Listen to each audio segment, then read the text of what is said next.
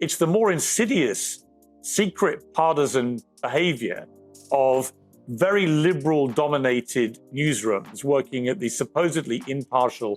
Sunny Hostin of The View, who's constantly raging about race and reparations and how bad America is and its racial past and all this stuff. Sunny Hostin has never been one to shy away from controversy. In fact, she seems to thrive on it. But in recent months, the co-host of The View has found herself in the middle of a firestorm so intense, even her most loyal defenders are starting to squirm. It all began, as these things often do, with a few choice words. Words that weren't just controversial, they were incendiary. Hostin, in her signature blend of confident delivery and razor-sharp indignation, declared herself stuck in what she called Donald Trump's racist America. And if that wasn't enough to light the match, she doubled down by lamenting that she doesn't have the privilege to pick up and leave like Rosie O'Donnell, who fled to Ireland in protest of the current state of the nation. The implication? America is a sinking ship, and Hostin is trapped aboard. I think he's doing something a little bit more diabolical, if I'm being honest. Representative Andy Ogles, a Republican of Tennessee, on January 23rd, just 3 days after Trump was inaugurated, already proposed amending the 22nd Amendment to allow Trump to serve a third term. Now for someone who earns millions of dollars a year to share her opinions on a daytime talk show, the idea of being stuck might sound a bit rich. But it was her follow-up comments that really threw gasoline on the fire. Hostin took aim at white women who voted for Trump, labeling them uneducated and painting them with a broad, dismissive brush that left many viewers seething. It wasn't just the audacity of her words that struck a nerve. It was the sheer arrogance, the presumption that she could categorize an entire demographic with such casual disdain. Social media erupted almost instantly. Critics accused her of being out of touch, divisive, and yes, even racist. The backlash was swift, brutal, and unrelenting.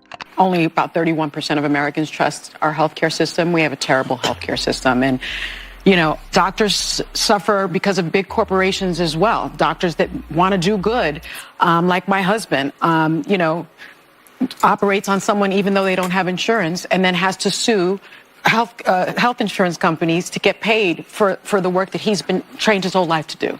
But if you thought Sunny Hostin would back down, you don't know Sunny Hostin. Instead of softening her tone, she leaned in further, using her platform to double and triple down on her claims. She dismissed the criticism as predictable noise from those unwilling to confront uncomfortable truths about America.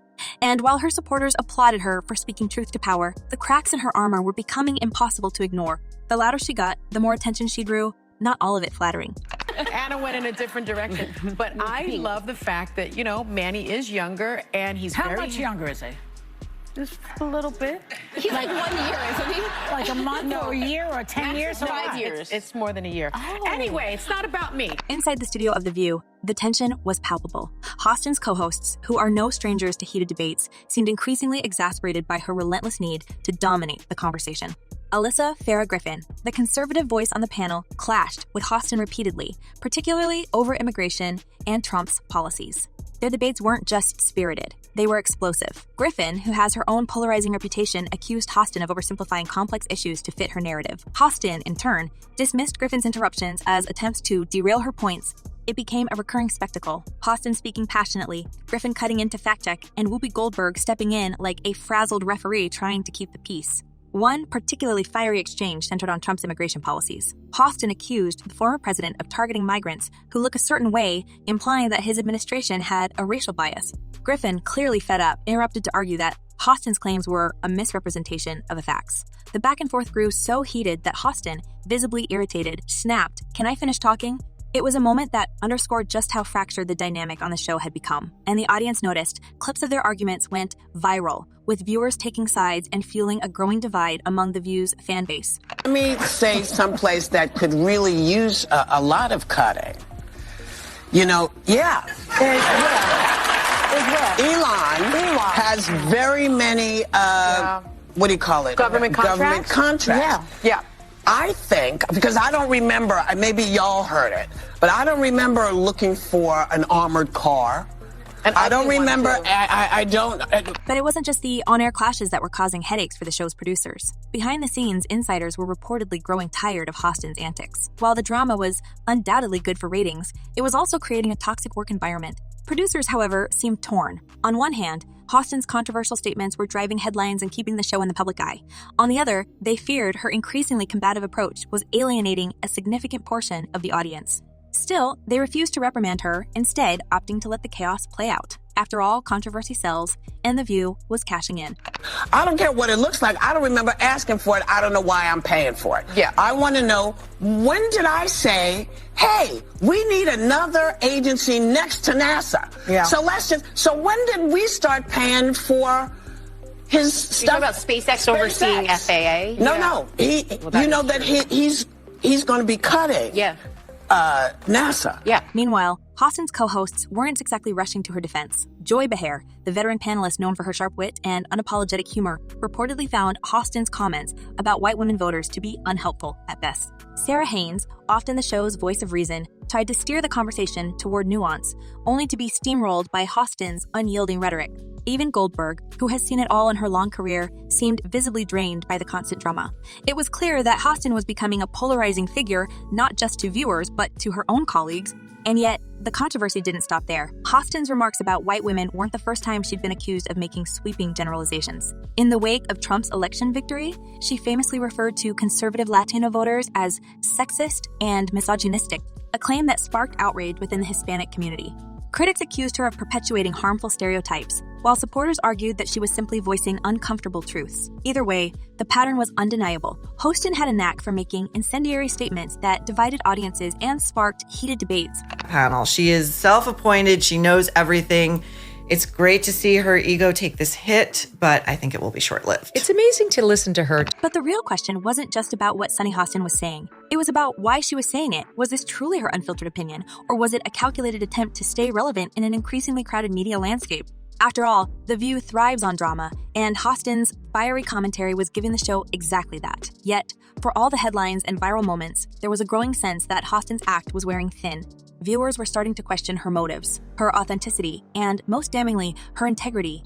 According to the documents, he knowingly provided fraudulent medical and other healthcare services, including arthroscopic surgeries. As the public backlash continued to mount, Hostin found herself at the center of a storm that showed no signs of letting up. Social media was ablaze with criticism, with many accusing her of hypocrisy. How could someone who decried racism and sexism so vehemently make comments that many viewed as both the contradictions in her rhetoric were becoming impossible to ignore, and the audience wasn't letting her off the hook? And then there were the whispers of deeper tensions behind the scenes. Whispers of long simmering feuds with producers and co-hosts. Whispers that Sunny Hostin wasn't just a polarizing figure. She was a liability. For all her talk of being stuck in Trump's America, Hostin was starting to look more trapped by her own words. The cracks in her public persona were widening, and the fallout was just beginning. And just when it seemed like Sunny Hostin couldn't possibly find herself in a deeper mess, the universe proved otherwise. The public backlash was bad enough, but the storm brewing in her personal life would take the scandal to a whole new level. Because while Hostin was busy preaching morality and calling out what she saw as systemic failures in America, a shocking lawsuit dropped like a bombshell. And this time, it wasn't just her words under the microscope. It was her family. Specifically, her husband, Dr. Emmanuel Hostin, a prominent orthopedic surgeon, who was suddenly at the center of one of the largest legal scandals to hit the medical field in recent memory. This is the largest RICO case ever filed in the state of New York. You guys wrap that around your brain. That's bigger than the mafia. The accusation, insurance fraud, and not just any insurance fraud. We're talking about a sweeping federal case under the RICO Act involving nearly 200 defendants. Dr. Hostin's name was right there in the thick of it, tied to allegations of kickbacks, fraudulent billing, and a massive scheme designed to exploit New York's no-fault auto insurance system. For someone whose entire image revolves around integrity and justice, this was not just a professional disaster for Sunny, it was a personal nightmare. But here's the kicker. The details of the lawsuit weren't just damning. They were downright scandalous. So he was scamming insurance companies from taxi drivers, Uber drivers, and Lyft drivers. He was performing unnecessary surgeries and then providing fraudulent medical services in exchange. According to court documents, Dr. Hostin allegedly performed unnecessary surgical procedures on patients who had been involved in minor car accidents, cases so minor, in fact, that investigators claimed the injuries reported were exaggerated or outright fabricated. The lawsuit described situations where patients with nothing more than mild discomfort were funneled into invasive surgeries, all to rack up exorbitant bills for insurance payouts. And if that wasn't bad enough, the allegations suggested that Dr. Hostin had a financial interest in the surgery center where many of these procedures took place, creating what prosecutors called a kickback pipeline. Essentially, the claim was that he profited from both the surgeries and the referrals, a double-dipping scheme that painted a picture of greed and malpractice on an almost industrial scale. Of Sunny Hostin on The View, Tom, basically implicating her husband in this type of a scheme. But what really raised eyebrows was the sheer scale of the alleged operation. The lawsuit claimed that it wasn't just Dr. Hostin's clinic involved. It was part of a sprawling network of medical practices, attorneys, and even accident staging groups that worked together to maximize payouts. Investigators described a system so elaborate it could rival a Hollywood screenplay. Patients were allegedly coached on what to say during medical evaluations, with scripts designed to exaggerate symptoms and ensure approval for costly diagnostic tests and surgeries.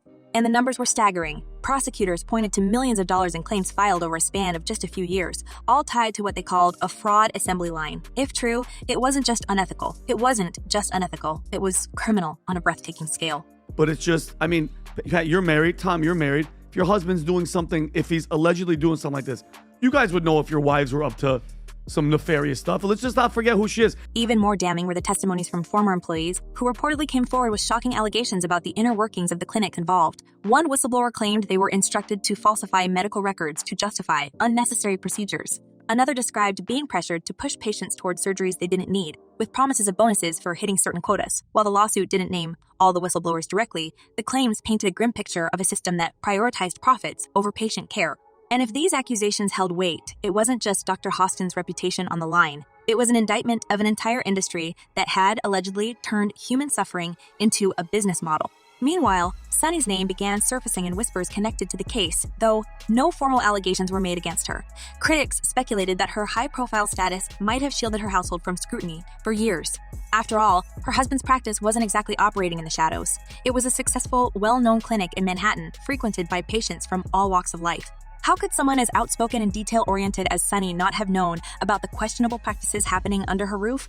While her defenders argued that she couldn't possibly be held accountable for her husband's professional decisions, skeptics wondered if her public platform had inadvertently helped insulate the alleged fraud from scrutiny for far too long. Now, he's just accused, and this accused in a lawsuit after some time of investigation could ultimately become a federal indictment. That's the apparent. And while the court filings were meticulous, laying out patient testimonies, financial records, and a web of connections that prosecutors alleged tied dozens of medical professionals and clinics together in the fraud, the public reaction was anything but clinical. The outrage was visceral. Social media lit up with accusations, theories, and, of course, questions about how much Sunny knew. Because, let's face it, how could she not know? This wasn't some minor one-off allegation. This was a sprawling operation that had allegedly been running for years. And while she was out condemning American institutions for their failures, was her own household quietly profiting off a broken system? The irony was too glaring for critics to ignore. For Sunny, the timing couldn't have been worse. As the lawsuit gained traction in the media, her public statements and moral crusades were being replayed with a new, sharper edge. Everything she'd said about accountability, justice, and fairness was now being held up against the accusations against her husband. And the optics, they were brutal. How could someone so vocal about systemic corruption and inequality stand by while her own spouse was accused of exploiting vulnerable people for financial gain? It was the kind of hypocrisy that tabloids dream about, and they ran with it. And it's a very serious crime. In fact, it's one of the largest, if not the largest, RICO case in New York's history. But if Sunny was rattled, she didn't show it publicly, at least not at first. She issued a statement calling the lawsuit a baseless attack by a nearly bankrupt insurance company desperate to avoid paying its obligations. She framed the accusations as a smear campaign, targeting her husband because of her own high-profile status. It was a bold move, one that attempted to shift the narrative from guilt to victimhood, but not everyone was buying it. Critics pointed out that the lawsuit wasn't just targeting Dr. Hostin. It was part of a larger crackdown on systemic fraud in the healthcare industry. The idea that this was a personal vendetta against Sunny seemed, at best, a stretch. Essentially saying that it's a money grab, and they're also going to countersue for millions of dollars, $5 million. And then there were the rumors. Whispers that Sunny might have known more about her husband's business dealings than she let on. After all, she's no stranger to the legal system. She's a trained attorney, a former federal prosecutor, someone who has spent her career dissecting cases and exposing wrongdoing. Could she really have been unaware of such a massive operation happening so close to home? And if she did know, what did that say about her credibility as a public figure? The speculation was rampant. Some suggested that Sunny had turned a blind eye, unwilling to jeopardize her family's financial success. Others went even further, claiming she might have played an active role in helping her husband navigate the legal gray areas of the insurance world. There was no concrete evidence to support these claims, but in the court of public opinion, the lack of proof didn't matter. The damage was already done. What made the situation even more explosive was Sunny's own response. Instead of laying low and letting the legal process play out, she came out swinging. In a fiery statement, she accused the insurance company of trying to destroy her family's reputation for profit. She announced plans to file a multi-million-dollar counter lawsuit claiming defamation and emotional distress. She called out the media for what she described as a misogynistic campaign to discredit her by targeting her husband. It was a full-throated defense, passionate and unapologetic, but for many, it only raised more questions. Was this the reaction of a woman truly blindsided by false allegations? Or was it an attempt to control the narrative before more damaging details emerged? But if she didn't really know what was going on, right, which is what she's probably going to say later, I had no idea what my husband and his associates were doing. We'll wait and see what that is, but I think it's pretty freaking ironic. And let's not forget the broader implications. This wasn't just a story about Sunny and her husband. This was a story about power, privilege, and the very systems Sunny had built her career critiquing.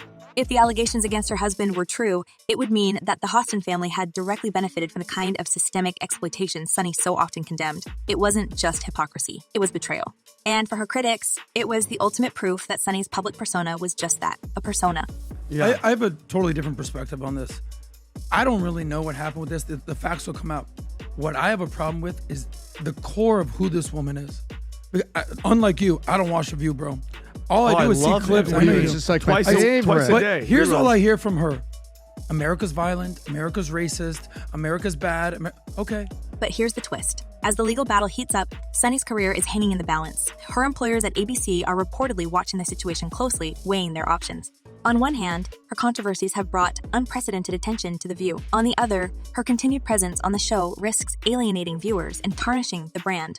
It's a high-stakes game, and Sunny knows it. Every statement she makes, every appearance she gives is under scrutiny. And with the lawsuit still unfolding, the question isn't just whether she'll survive this scandal. It's whether she'll come out of it with any credibility left. So where does this leave us? A moral crusader whose own household is now under fire, a legal scandal that threatens to expose more than just financial fraud, a public figure fighting to defend her family while her own words are used against her. The layers of irony and tension are almost too much to unpack. But one thing is clear. This story is far from over. Sunny Hostin may have built a career on exposing the flaws in others, but now the spotlight is on her. And as the allegations pile up and the rumors swirl, the question isn't just whether she can weather the storm. It's whether there's any truth to the whispers that she's been hiding something all along. Which, by the way, how annoying is The View getting? God, they're insufferable, that lot, aren't they?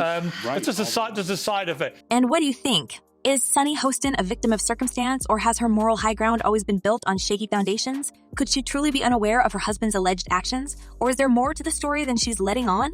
Let us know your thoughts in the comments. And as always, stay tuned, because this one is getting messier by the day.